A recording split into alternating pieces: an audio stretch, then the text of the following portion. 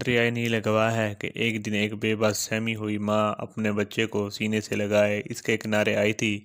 اس کے ہاتھ میں ایک لکڑی کا پالنا تھا۔ اس نے بچے کو کپڑے میں لپیٹ کر اس دریا کے حوالے کرنا تھا، کیونکہ یہی اس بچے کی زندگی کا واحد آسرا تھا۔ اس ماں کی کیا کیفیت ہوگی؟ قرآن سورۃ القصص میں بتاتا ہے، وَأَوْحَيْنَا إِلَىٰ أُمِّ مُوسَىٰ أَنْ أَرْضِعِيهِ فَإِذَا خِفْتِ عَلَيْهِ فَأَلْقِيهِ فِي الْيَمِّ وَلَا تَخَافِي وَلَا تَحْزَنِي إِنَّا رَادُّوهُ إِلَيْكِ وَجَاعِلُوهُ مِنَ الْمُرْسَلِينَ۔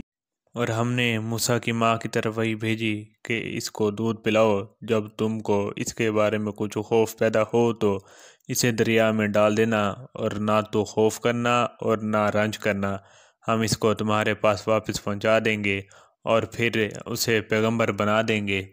میں کہتا ہوں بندگی کی معراج تھی جو ایک ماں نے پھر حکم خداوندی پر اپنا بچہ نیل کی موجوں کے حوالے کر دیا۔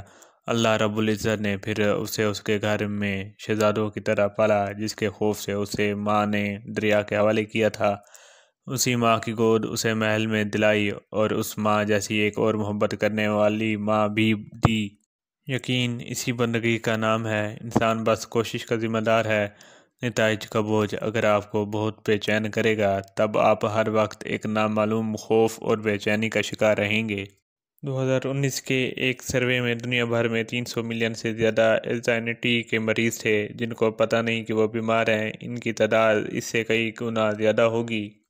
اس بے چینی اور نامعلوم خوف سے سکون کو واپس لانے کا سب سے بہترین راستہ اللہ رب العزت پر مکمل یقین ہے۔ موسیٰ علیہ السلام کی والدہ کی طرح اپنی کوشش کا دودھ پلاؤ اور نتائج کے خوف پالنے سے بہتر ہے نتائج کو وقت کے دریا میں مکمل یقین سے ڈال دو۔